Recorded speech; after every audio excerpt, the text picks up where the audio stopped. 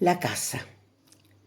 La casa está a 50 kilómetros al sur de Buenos Aires, en las afueras de San Vicente, una ciudad conocida porque ahí está la quinta que Perón y Evita compraron en 1946. Hoy ya pocos recuerdan las palmeras taladas en todo el pueblo por orden de un intendente que quiso combatir una invasión de ratas. La mayoría ni siquiera sabe que alguna vez esas palmeras fueron lo que hacía al pueblo distinto de tantos pueblos iguales, tanto como Perón o Evita a caballo por esa calle de tierra que antes se llamaba Triunvirato. Alguna vez ese barrio donde está la casa había sido un proyecto de barrio obrero.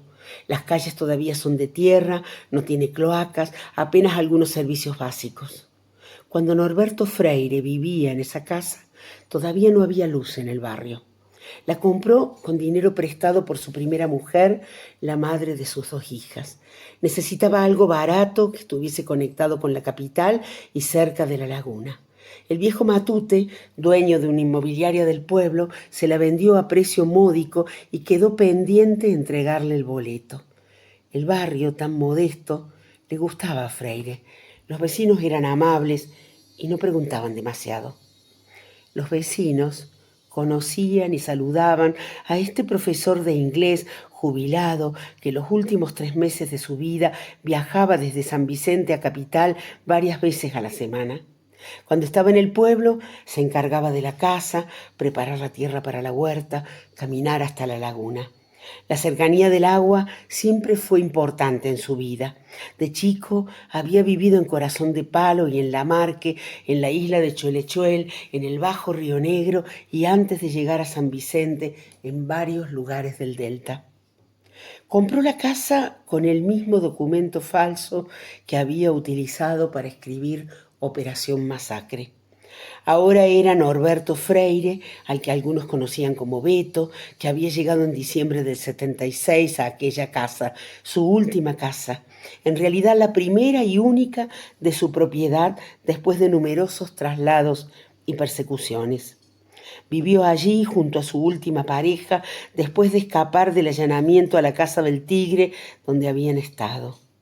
En esta nueva localidad y alejado de la estación, Freire fue aquel día, el del primer aniversario del golpe, al centro de San Vicente para enviar a diversos destinatarios la carta abierta en la que denunciaba los crímenes que estaban sucediendo y pedía romper el cerco mediático.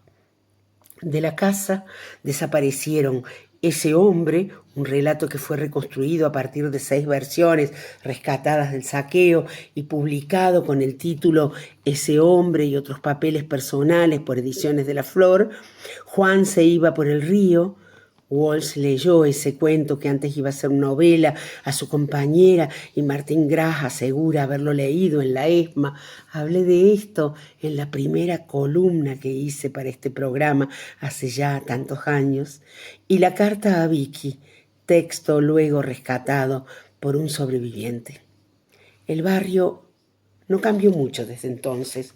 Siguen las calles de tierra, pero hay más casas prefabricadas y más ranchos de chapa y de cartón.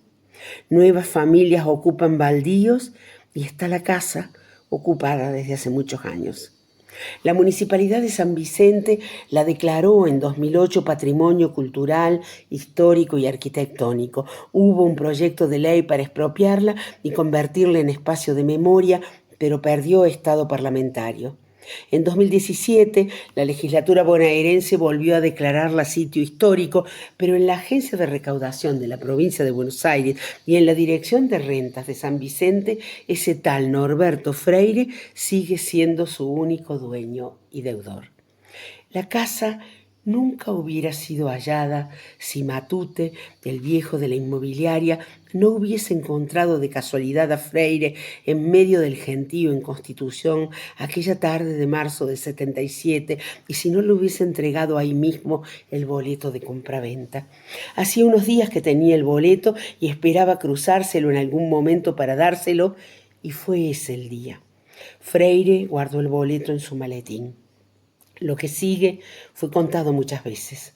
Cayó en una emboscada, se defendió con su revólver, lo acribillaron. El grupo de tareas de la ESMA, encabezado por Alfredo Astiz y el Tigre Acosta, encontró el boleto y esa madrugada destruyeron la casa y se llevaron sus inéditos. Durante más de 6 horas la casa fue acribillada.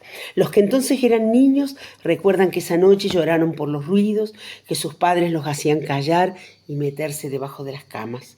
Cerca del mediodía, militares y policías se fueron, un vecino entró y vio una pared caída, en el baño las marcas del lavatorio arrancado y un cartón de cigarrillos 4370. Roberto Moreno, el vecino, supo 20 años más tarde, leyendo los diarios, que Beto era Rodolfo Walsh. Moreno vive todavía en la que era la calle Triunvirato del partido de San Vicente, una calle a la que la comuna le puso el nombre del periodista, escritor y militante. Su testimonio abrió la audiencia en el juicio por los crímenes en la Escuela de Mecánica de la Armada. La patota que saqueó la casa necesitó como grupo de apoyo el destacamento de policía de San Vicente, donde estaba el ex subcomisario Rubén Oscar Sala, cuya hermana vive hoy ahí con hijos y nietos. Laura Cano, diputada bonaerense del Partido Socialista de los Trabajadores, relata que pronto la casa fue ocupada por familiares de Sala, concretamente por la madre del ex subcomisario. Patricia Walsh, hija del escritor, agrega que si la familia que vive allí necesita una vivienda, si hay niños en la casa, como los hay, se les debe proporcionar otra, pero que esa tiene que ser recuperada como un sitio de memoria. Cuando lo mataron, Rodolfo Walsh tenía 50 años y dirigía la agencia de noticias clandestina Ancla. Su último acto de rebeldía fue la carta abierta donde dejó testimonio de su obra sin la esperanza de ser escuchado, con la certeza de ser perseguido, pero fiel al compromiso que asumí ya hace mucho tiempo de dar testimonio en momentos difíciles.